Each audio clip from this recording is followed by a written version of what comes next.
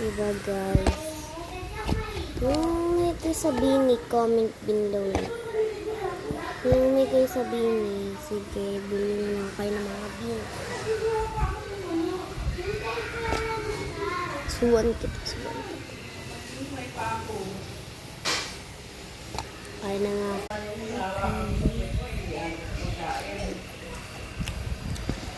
Okay.